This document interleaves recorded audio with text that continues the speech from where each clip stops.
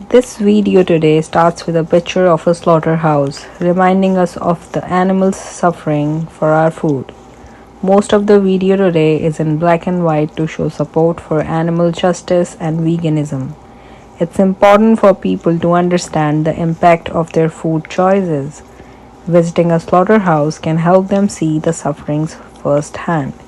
We need to realize it's not right to harm animals for food when we have other options. Let's choose kindness and sustainability in what we eat, what we wear. जैसे कि मैंने promise किया था that I will be making video again on an informative topic. तो मेरी last video में comment आया था कि कैनेडियन करिकुलम के ऊपर एक वीडियो बनाओ, तो स्टार्ट करते हैं। ठंड बहुत है तो मैं बाहर खड़े खड़े वीडियो नहीं बना सकती क्योंकि मुझे तुम्हें text books and work books भी दिखानी है और ये बहुत ज़्यादा इन्फॉर्मेटिव वीडियो होने वाली है कि कैनेडियन करिकुलम कैसे रहता है पब्लिक एंड प्राइवेट स्कूल्स का और अलग अलग प्रोविंसेस का क्या हिसाब रहता है, सेम रहता है या नहीं रहता है। तो ये सब जानने के लिए आगे की वीडियो देखते रहो।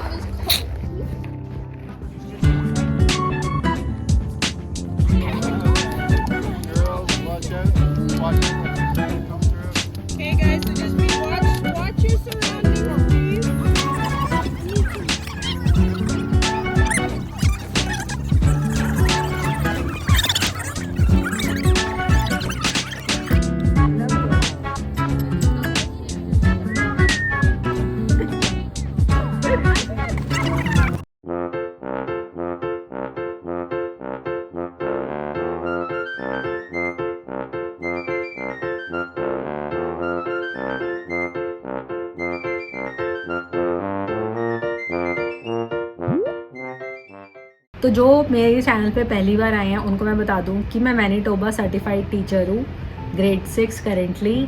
और ज़्यादा डिटेल मेरे बारे में लेनी हो तो मेरी प्रीवियस वीडियोस को ज़रूर देख लेना। कैनेडियन एजुकेशनल बॉडी अलग अलग सेक्टर्स में डिवाइडेड है, जैसे प्राइवेट, गवर्नमेंट एंड कैथलिक। तो हर सेक्टर का अपना करिकुलम पैटर्न होता है और अलग अलग सिस्टम होता है। हर प्रोविंस का भी अपना अलग अलग सिस्टम होता है, जैसे कि मैनीटोबा का करिकुलम अलग होगा और ये डिफ़र करेगा ऑन्टेरियो से, डिफ़र करेगा सस्कैचुआन से, न्यू ब्रिंसविक से। तो ये सब डिफ़र करता है। तो ये चीज़ भी ध्यान रखना ये वीडियो देखने के बाद कि मैं फ़र्स्ट हैंड एक्सपीरियंसेस शेयर करती हूँ और मैं मैनीटोबा का ज़्यादा डिटेल में बताऊँगी। और हमारे आज एक स्पेशल गेस्ट भी हैं जो तुम्हें ऑन्टेरियो के करिकुलम के बारे में भी बताएंगे। पर let's start with the Manitoba curriculum first. हम देखते हैं, हमने अपनी स्कूलिंग इंडिया से करी है तो वहाँ पे हर सब्जेक्ट के अलग अलग टीचर्स होते हैं। कनाडा में ऐसा नहीं होता। कनाडा में क्या होता है, जिस भी ग्रेड के आप टीचर बने हो, फुल फ्लेज टीचर, तो वो ग्रेड पूरा आपका है। पूरे दिन आप उन्हीं बच्चों के साथ रहोगे और सारे सब्जेक्ट्स पढ़ाओगे। ELA, math, science, health education, social studies, except Cree जो कि इनकी नेटिव लैंग्वेज होती है, और जिम जिसमें ये खेलने कूदने जाते हैं, या इनकी म्यूज़िक क्लासेस हो गई तो वो भी आप नहीं लोगे। बाकी सारे सब्जेक्ट्स आप ही लेते हो। आर्ट एजुकेशन भी उसमें इंक्लूडेड है, वो भी आप ही लेते हो। ऐसा कुछ नहीं है कि यहाँ के कुछ स्पेशल आर्ट टीचर होते हैं, नहीं, वो भी आप ही इनको कलाकारियाँ सिखाओगे। तो ऐसा होता है कि जैसे मैं ग्रेड 6 टीचर हूँ तो सारे बच्चे मेरे साथ ही रहते हैं सुबह से लेके दिन तक। और ये बाकी सब्जेक्ट सारे मैं पढ़ाती हूँ, सिर्फ जिम और क्री को छोड़ के। ठीक है, पहली चीज़ क्लियर हुई। और अभी हम गवर्नमेंट स्कूल से स्टार्ट कर रहे हैं। ठीक है, और गवर्नमेंट स्कूल का क्या होता है, वो बहुत ज़्यादा फ्लेक्सिबल होते हैं। जैसे मैं मैनीटोबा में हूँ तो मैनीटोबा गवर्नमेंट जो भी करिकुलम ऑफर करेगी, सारे गवर्नमेंट स्कूल्स उसी करिकुलम के हिसाब से चलेंगे। गवर्नमेंट स्कूल्स बहुत ही फ्लेक्सिबल होते हैं, ज़्यादा कुछ प्रेशर वगैरह नहीं होता। आप आओ, आपको पेसिंग गाइड्स के हिसाब से चलना पड़ता है। और सारे सब्जेक्ट्स में ही पेसिंग गाइड नहीं होती, स्ट्रिक्टली पेसिंग गाइड्स आपको फॉलो करने होते हैं साइंस के लिए और मैथ के लिए, बस। बाकी सब्जेक्ट्स आप ऊपर नीचे, आपको जो मन कर रहा है, जिस मोमेंट पे जैसा आप फील कर रहे हो, आपके बच्चों का जो लेवल है, लिटरेसी लेवल है या जो भी उनका लेवल चल रहा है करेंटली, प्रोग्रेस लेवल, उसके बेसिस पे आप टॉपिक पढ़ाओ। जैसे प्रोनाउंस पढ़ाने का मन कर रहा है, आप वो पढ़ा लो। आपको कंजक्शंस पढ़ाने का मन कर रहा है तो आप वो पढ़ा लो। आपकी मर्जी है, आप वो जनवरी में पढ़ाओ या दिसंबर में, वो आपके ऊपर है। एक्सेप्ट साइंस एंड मैथ, उनका पेसिंग गाइड होता है। उनका पैटर्न ऐसे होता है कि September to October you have to follow some, है ना, topics. Then November to December और January you have to cover some topics. Strictly आपको उसी पे ही ध्यान रखना पड़ता है कि आप पेसिंग गाइड से भटको मत, पर्टिकुलरली उन 2 सब्जेक्ट्स को लेके। ओके, बाकी सब इजी रहता है, आप आराम से पढ़ाओ जो पढ़ाओ। और इंडिया जैसा नहीं होता कि हर सब्जेक्ट की टेक्स्ट बुक्स हैं, नहीं। यहाँ पे क्या होता है, कनाडा में टेक्स्ट बुक्स के बेसिस पे ये लोग रिलायबल नहीं रहते, ये वर्कशीट्स करना प्रेफर करते हैं ज़्यादा। इनको वर्कशीट्स पसंद है कि अच्छा ठीक है, आपका topic for example solar system है, तो आप वर्कशीट्स निकाल के दे दो उनके बारे में, सन के बारे में एक दिन पढ़ा दो, एक दिन मार्स के बारे में पढ़ा दो, एक दिन नेपट्यून के बारे में पढ़ा दो। तो ऐसे करके आपको अपना कवर करना है। सारी अथॉरिटी, सारा परमिशन या जो भी क्रेडिबिलिटी है या जो भी चीज़ है ना, वो सब आपके हाथ में है, टीचर के हाथ में है। वो कैसे पढ़ाना चाहती है, वो कैसे कवर करेगी, वो कौन सा सोर्स बाहर से लेके आ रही है, और फिर वर्कशीट्स के मीडियम से आप पढ़ाओगे, दैट्स इट। या आप स्मार्ट बोर्ड्स का यूज़ करके आप उनको दिखाओगे, और एक्सपेरिमेंट्स भी कर सकते हो। It's totally up to you. अब देखो, अलग अलग जिन टॉपिक्स पे अवेलेबल है या कंफर्टेबल हो आप एक्सपेरिमेंट्स करने में, उन पे करो। अब जैसे फॉर एग्जांपल सोलर सिस्टम, तो आप इसमें इनको प्लैनेट पे तो लेके नहीं चले जाओगे तो आप मतलब उनको पावर स्कूल दिखा दो, है ना, और या स्मार्ट बोर्ड पे कुछ दिखा दो, उनको वो प्रोजेक्ट दे दो, छोटे मोटे प्रोजेक्ट्स दे दो कि सोलर सिस्टम का बना लो, चार्ट पे बना लो या 3D बना लो। इंडिया जैसा नहीं होता रिजिड होमवर्क तो कुछ होता ही नहीं है इनका, और इनको कोई प्रोजेक्ट्स भी नहीं होते, बहुत ही फ्री भी होता है यहाँ का हिसाब। तो आपको उसी हिसाब से मज़े करवाने हैं बच्चों के, और आपको उनको वर्कशीट्स देनी है। और गवर्नमेंट स्कूल्स का क्या होता है, इनको ना आपसे कोई एक्सपेक्टेशंस नहीं होती, ना इनको बच्चों से होती है, ना इनको टीचर से होती है। इनको होता है कि टीचर्स भी खुश रहे, बच्चे भी खुश रहें, वो आपस में उनका फेथ बना रहे, एक रिलेशनशिप बना रहे, ठीक है ना। और वो मतलब मस्ती माहौल में आए सुबह और दिन में चले जाए बस।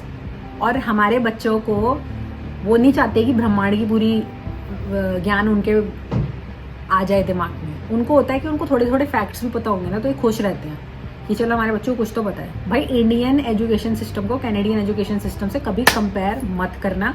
इंडियन एजुकेशन सिस्टम यहाँ है और कनाडा के एजुकेशन सिस्टम इधर है, तो कभी कंपेयर मत करना। ये बस नॉर्मल बेसिक चीज़ों को देख के ही खुश हैं, बस ख़त्म बात। इनको कुछ नहीं भाई, ज़्यादा सपने मत लेने आया, इंडियन गिरी मत चाड़ना कि आओ हम पढ़ाएंगे ये वो ना। जो भाई आराम से इनको पढ़ाओ, इन्जॉय करवाओ और अपने घर चलते बनो। तो ये हिसाब रहता है। अब मैं डिटेल में तुम्हें बताती हूँ, जैसे मैथ से स्टार्ट करते हैं कि पेसिंग गाइड में क्या क्या, जैसे तुम्हें एग्जाम्पल मिल जाए, तुम्हें थोड़ा एक आइडिया लग जाए कि कैसा होता है, ठीक है। जैसे for example numbers, pattern and relations, shape and space, statistics and probability. तुम्हें ये 4 टॉपिक के अंदर जो भी सब टॉपिक्स आते हैं, ये तुम्हें through out the year cover करने हैं, ठीक है। पेसिंग गाइड तुम्हें हर प्रोविंस का अपना, गवर्नमेंट का एक पेसिंग गाइड होगा। अभी हम गवर्नमेंट स्कूल की बात कर रहे हैं, तो हर गवर्नमेंट का अपना हर प्रोविंस की गवर्नमेंट का अपना करिकुलम होगा और उनका अपना मैथ का पेसिंग गाइड होगा, ठीक है। तो मैनिटोबा का ये है कि ये 4 टॉपिक आपको कवर करने हैं। मोस्टली सबका सेम ही रहता है। तो जैसे इसमें क्या होगा कि ये टॉपिक के अंदर जो भी सब टॉपिक्स आ रहे हैं, तो ये इनको शफल कर देते हैं, डिवाइड कर देते हैं कि फर्स्ट 2 मंथ्स ये पढ़ाना है, फर्स्ट 2 मंथ्स ये पढ़ाना है, फर्स्ट 2 मंथ्स, ऐसे डिवाइड करके चलते हैं। तो आपको शफल करके सारे ये जो मेजर कोर टॉपिक्स हैं, इनके सब टॉपिक शफल करके पूरे साल में मिलते रहेंगे ऑल थ्रू आउट, ठीक है। तो ऐसा रहता है। तो आपको स्ट्रिक्टली मैथ का ऐसा कवर करना है। अभी जैसे मैंने कोर टॉपिक नंबर्स बोला, राइट, तो उसका सब टॉपिक क्या होगा, जैसे कि representation of whole numbers, representation of rational numbers, operation with whole numbers, operation with rational numbers, ऐसा करके ये सब टॉपिक्स आपको ऑल थ्रू आउट शफल करके मिलते रहेंगे। और जैसे कि पैटर्न एंड रिलेशंस का क्या होगा, जैसे पैटर्निंग एंड एल्जेब्रिक थिंकिंग, फिर एल्जेब्रिक रिप्रेजेंटेशन एंड इक्वेशंस, ठीक है। शेप एंड स्पेस का क्या होगा, मेजरमेंट्स हो गई, length, area, volume, then angles हो गए, identifying, sorting, comparing, constructing objects in 3D shapes, transformations etcetera. तो ये सब टॉपिक्स आपको सब टॉपिक्स कवर करने हैं। तो ये हो गया मैथ। अब हम साइंस की बात करते हैं। देख लो, ऐसे मत बोलना कि मैं कंजूस हूँ या कुछ, पूरा टाइम इन्वेस्ट कर रहे हैं हम तुम पे, ठीक है ना। मैथ का मैंने डिटेल में बता दिया। अब साइंस करिकुलम की बात करते हैं। ये मैनिटोबा का है, स्ट्रिक्टली ये ध्यान रखना, और ऑलमोस्ट सेम रहता है हर प्रोविंस का, but still check with the government websites of each provinces to make sure कि कितना सेम है कितना नहीं। जैसे कि साइंस में आपको कोर सब्जेक्ट्स मिलेंगे, diversity of living things, flight, electricity, exploring the solar system. For example, आपने 3 मंथ्स आपको डाइवर्सिटी इन लिविंग थिंग्स पढ़ाना है, और उसके सब टॉपिक्स आपके ऊपर है। आप कहीं से भी आउटर सोर्स से, बुक्स से, आर्टिकल से सब टॉपिक्स का डिटेल लेके आओ, बच्चों को एक्टिविटी करवाओ। जैसे मैं उनको बहुत ज़्यादा आउटडोर एजुकेशन करवाती थी डाइवर्सिटी ऑफ लिविंग थिंग्स के कोर टॉपिक के अंदर, ठीक है। उनको बाहर रिवर साइड लेके चली जाती थी, और वर्कशीट्स करवाती थी, और उनको जैसे ऑब्जर्वेशन करने के लिए दे दी। As a geography student I believe in observational activity, तो ऐसे आप उनको मतलब इंटरेक्टिव और फन एक्टिविटीज़ करवा सकते हो।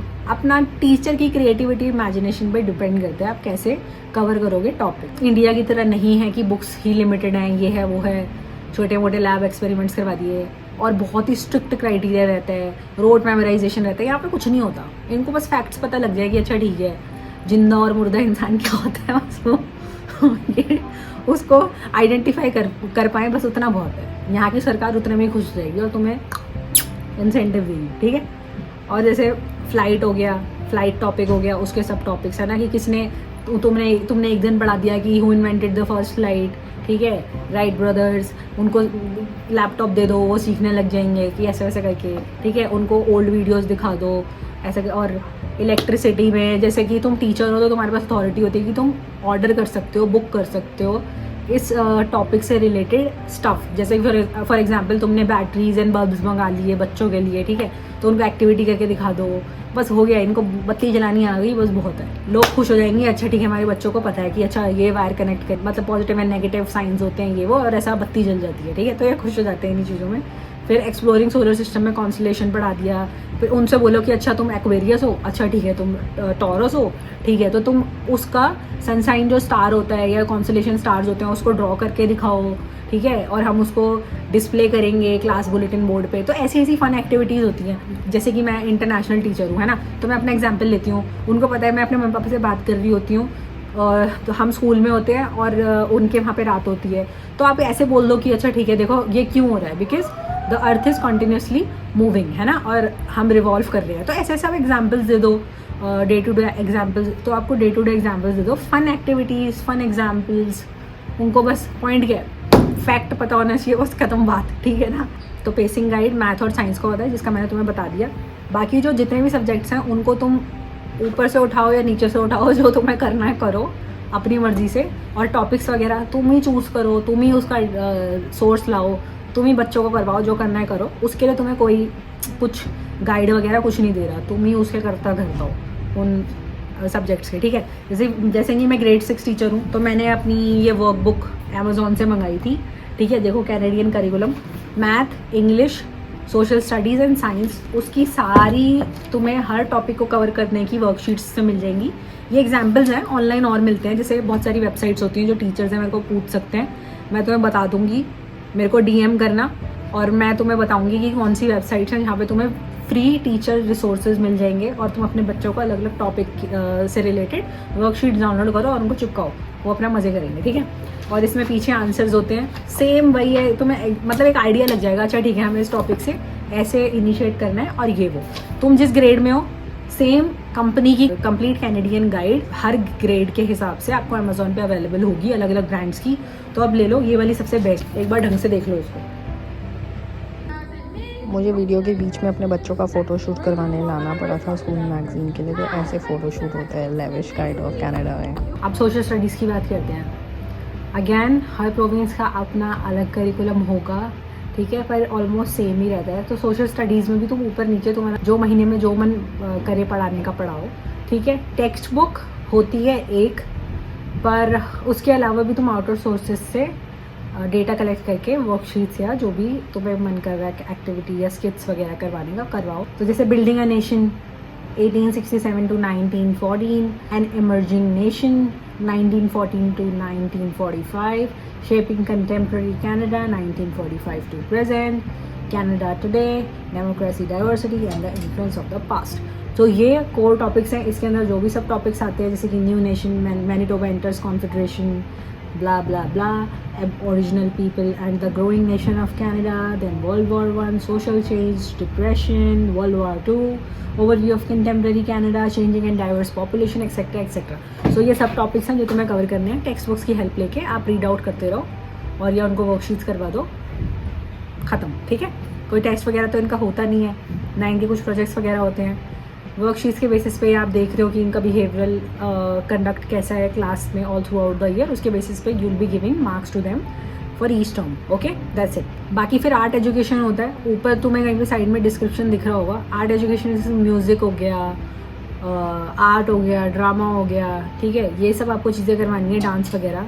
अगर ये कंफर्टेबल है, जो बच्चा जिस एक्टिविटी में कंफर्टेबल है आप उसको करवाओ। क्लब्स अगर कोई स्कूल में है तो उसमें उनको प्रमोट करवाओ। जैसे मेरे स्कूल में मैं पोइट्री लिखती हूँ, ठीक है, तो मैंने खुद इनके स्कूल में मेरे स्कूल में पोइट्री क्लब कभी था नहीं, तो मैंने पोइट्री क्लब स्टार्ट कर दिया जिसका नाम है टोटम टेल्स, और उसमें बच्चों को इंडल्ज करवाओ ऐसी एक्टिविटीज़। तो ये सब आर्ट एजुकेशन में ही आता। Although being a president of poetry club of my school, तो वो तो मैं चलो पूरी सारे ग्रेड्स को केटर करती हूँ, पर आपके ग्रेड के जो बच्चे हैं उनको भी बहुत ज़्यादा फ़ायदा होगा जो इन चीज़ों में इंटू है, ठीक है। फिर आर्ट क्लब्स होते हैं, डांस क्लब्स होते हैं, तो ऐसे करके उनको एक्टिविटीज़ करवाओ, कुछ करवा दो। मतलब मोस्टली क्या होता है उस पीरियड में वो या तो ड्राइंग कर रहे होते हैं, क्राफ्ट कर रहे होते हैं, ऑरिगेमी कर रहे होते हैं, ठीक है। तो आप वो वाली जो भी आपका, जैसे समझो फॉर एग्जांपल आज मेरा मन कर रहा है पेपर डॉग बनवाने का, आज मेरा मन कर रहा है पेपर बर्ड बनवाने का, या हम कुछ 3D हाउस बना रहे हैं, 3D हाउस एक्टिविटी बना रहे हैं, ठीक है, वेस्ट मटेरियल को लाके कुछ best out of waste activity conduct करी, तो कुछ भी लाके बच्चे वो सब कर रहे हो, तो आर्ट एजुकेशन में ये सब होता है, ठीक है। फिर एक और सब्जेक्ट आता है फिजिकल एजुकेशन, उसका भी आपको डिस्क्रिप्शन स्क्रीन पे कहीं पे दिख रहा होगा। और पीडीएफ्स के लिंक अगर तुम्हें चाहिए हो अलग अलग सब्जेक्ट्स करिकुलम स्ट्रक्चर के, तो मेरे को बता देना। बाकी ब्रॉडली फिजिकल एजुकेशन में यही होता है कि तुम उनको पढ़ाओगे कि हेल्दी हाइजीन प्रैक्टिसेस, वही नहाना धोना ये सब। फिर ईटिंग हैबिट्स हो गई, मूवमेंट के बारे में पढ़ाओगे, fitness management, safety, personal social management. तो ये सब कोर टॉपिक्स को कवर करने के लिए तुम्हें एक्टिविटी करवानी है, उनको वीडियोस दिखानी है स्मार्ट बोर्ड पे, या तुम्हें जो ज्ञान पेलना है पेलो। तो ऐसे सब रन करता है कनाडा में, थ्योरेटिकल नहीं होता, तुम्हारी मर्जी है तुम्हें जो करना है, except science and maths. Schools और या बोर्ड्स तुम्हें कौन सी वर्क बुक्स प्रोवाइड करता है, जैसे फॉर एग्जांपल मैथ के लिए ऐसी वर्क बुक्स तुम्हें दे देगा, हर बच्चे के लिए 20 बच्चे हैं तो तुम्हारी क्लास में 20 वर्क बुक्स होंगी, तो हर टॉपिक को कवर करने की सारी एक्टिविटीज़ इसमें हैं। तो तुम यहाँ से भी अपना डेटा या रिसोर्स कलेक्ट कर सकते हो या रेफरेंसेस ले सकते हो। साइंस के लिए देखो ये वर्क बुक है जैसे मेरे बच्चों के पास, तो आप इसमें से पढ़ा सकते हो, और जो आपको आउटर सोर्स से लेना है वो तो आप ले ही सकते हो, ठीक है। देखो जैसे इसमें साइंस के में देखो जैसे डाइवर्सिटी ऑफ लिविंग थिंग्स का डेटा है ना। फिर ट्रेडिशनल नॉलेज के बारे में भी है, इंडिजीनियस वो तो अंडरस्टैंडिंग इलेक्ट्रिसिटी को कवर करने की एक्टिविटीज़ वगैरह हैं। फिर प्रिंसिपल ऑफ फ्लाइट्स वगैरह है, आपको जो पढ़ाना है इसमें पढ़ाओ। आर सोलर सिस्टम, सारे पॉइंट्स इसमें आप कवर कर सकते हो, तो आपको ये सब मिलेंगी। प्लस जो आप ऑनलाइन देखोगे है ना, अपनी भी रिसर्च करोगे, तो आपको सब कलेक्ट करके इधर उधर से सब पढ़ाना है। सोशल स्टडीज़ की ये बुक होती है Canada a country of change 1867 to present. इसमें सारा डेटा आपको करिकुलम को कवर करता हुआ मिल जाएगा मैनिटोबा का, ठीक है। मुझे नहीं पता दूसरे प्रोविंसेस की भी सेम बुक होगी या जो भी, पर मैनिटोबा की तो यही है, तो ये सब आपको मिलेगा। Then other than these core workbooks and textbooks, आपके पास ऐसी ELA की वर्क बुक्स होती, तो आप इसको यूज़ कर और उनकी प्रोग्रेस में योगदान दे सकते। हर स्कूल की अपनी लाइब्रेरी तो होती है, फिर हर क्लास की भी अपनी एक पर्सनल लाइब्रेरी होती है, मैं तुम्हें दिखाती हूँ।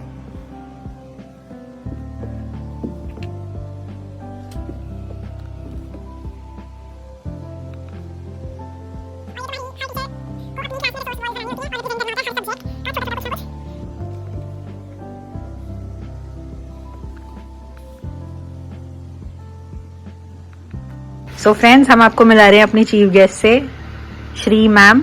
She was a teacher in Ontario, now she is a certified Manitoba teacher. So she will tell you कि what's the difference between curriculum of different provinces. She is experienced, she is a PhD holder. So say hi ma'am to my viewers. Hi everyone, yeah. So अब आप अपने experience के बारे में बताओ कि आपको कैसा लगा ओंटारियो में काम करके, मैनिटोबा में कितना डिफरेंस है करिकुलम में, सेटअप वाइज कैसा है प्राइवेट और गवर्नमेंट स्कूल का, आपको कैसा लग रहा है? सो ओंटारियो में एक्चुअली प्राइवेट स्कूल में मैंने करिकुलम लेसन्स डेवलप करके दिया एक प्राइवेट स्कूल को, तो and then when I move to Manitoba, इधर मैंने देखा कि करिकुलम ऑलमोस्ट सिमिलर है, और सिर्फ सर्टिफिकेशन में डिफरेंस है, लेकिन जो हम फॉलो करते हैं all those skill sets and all expectations, all these are same in both provinces. So आपको कोई डिफरेंस लगा ELA, math, science, social studies, कुछ भी डिफरेंस? नहीं, बेसिकली मैं साइंस सिखाती थी, तो साइंस में मेरे को इतना फ़र्क नहीं दिखा उसमें। तो इसीलिए मुझे पता है कि दोनों प्रोविंसेस का एक्सपेक्टेशंस जो है करिकुलम का, overall expectations and specific expectations जो है वो सब एक ही है।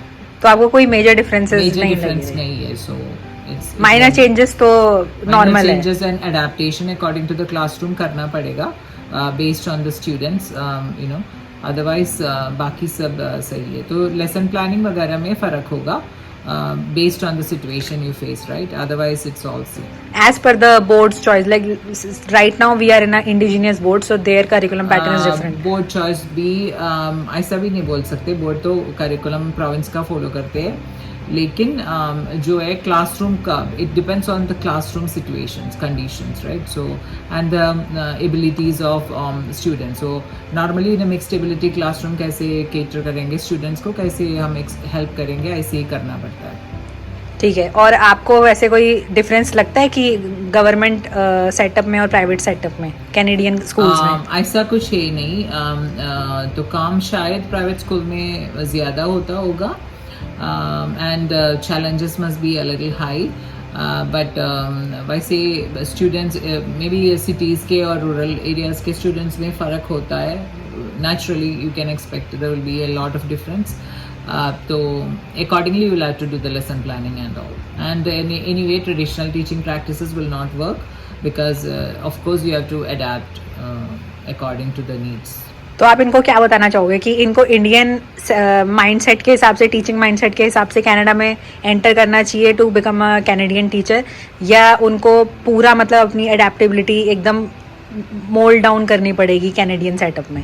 वैसे इतना फ़र्क तो नहीं होगा, क्योंकि अभी इंडिया में भी एजुकेशन सेक्टर में काफ़ी फ़र्क हो रहा है, और they go for more hands on experience and other you know, involved activity of students and all, so I don't think there will be much difference. So only thing is you should open your eyes and look at what are the developments happening in education sector and adapt accordingly. So as per you, like in Canada more hands-on activities are there as compared to India, because in Indian education system like theoretical information is like, you know, more on higher side. So what are your views? पहले होता था ऐसे, आजकल नहीं है, सब hands on से ही सीखते हैं इंडिया में भी। ओहो, इंडिया भी आगे बढ़ गया। इधर भी हैंड्स ऑन इतना नहीं, it all depends on your teacher, how much you enjoy teaching and how much you want to get involve with the students. So ultimately it's in your hands, but you will have to follow curriculum and you have to adapt accordingly. बाकी इनको थोड़ा सच बताओ कि Canadian education system में theory कितना ये consider करते हैं और प्रैक्टिकल कितना कंसिडर करते हैं? प्रैक्टिकल ज़्यादा करेंगे तो अच्छा होता है। परसेंटेज वाइज बताओ, 80-85%? Practical wise for example I prefer 85% मैं करने की कोशिश करती हूँ, क्योंकि setting it all depends on your student set, right? So yeah, 85 more 65% of activities and hands-on activities related to your topic, and the remaining you can, you know, lecture method of course no, teacher should be a facilitator. Okay, तो thank you, and सब thank you बोलना comment section में Shri ma'am को। I call her माई अम्मा। तो बहुत अच्छा लगा आपसे बात करके। आई होप इनको सबको नॉलेज मिली होगी आपसे बात करके। Thank you so much for giving me this देख लो कितने एक्सपीरियंस इंसानों से हम तुम्हारी बातें करवा रहे हैं। She is a double master holder and PhD holder. Thank you बोलना, क्योंकि सारे टीचर्स बहुत हार्ड वर्किंग होते हैं और बहुत मेहनत करते हैं। She works really hard for the community as well, so give your blessings to her. Thank you so much for listening, and also good luck to you all, and take care and stay safe. तो I hope तुम सबको clear हो गया होगा। मोटा मोटा curriculum यही है कनाडा का। बाकी मुझे कुछ और क्वेश्चंस भी आए थे, डाउट्स आए थे कि वर्क कल्चर कैसा है। तो देखो तुम्हें सब क्लियर हो गया वर्क कल्चर कैसा है। थोड़ा प्राइवेट और गवर्नमेंट स्कूल्स का थोड़ा डिफ़र करता है। दूसरा ये क्वेश्चन आया था कि एग्ज़ाम टेस्ट के टाइम पे टीचर्स झगड़ा करती हैं। भाई एग्ज़ाम्स ही नहीं होते तो झगड़ा क्या करेगी टीचर्स। यहाँ पे असेसमेंट्स होती हैं टाइम टू टाइम, और एग्ज़ाम्स वगैरह कुछ नहीं होते हैं। और मतलब बच्चों को डेली काम करवाओ, ये सब करो, और हाँ प्रोजेक्ट्स दे दो उनको, तुम ऑब्जर्वेशंस करवा दो, तो उसके बेसिस में उनकी कितना उनका मतलब इनिशिएटिव लेते हैं वो क्लास के अंदर, या कितना पार्टिसिपेट करते हैं, उसके बेसिस पे यू कैन जज देम एंड मार्क देम। यहाँ पे ऐसा कुछ ब्लंटली नहीं होता है कि हाँ भैया इनको फेल करो, मिशन लेके कि भाई असेसमेंट करवा रही हैं, ऐसा कुछ नहीं है। यहाँ पे सब ऐसा ही है, मतलब है ना, assignments and all, worksheets and all.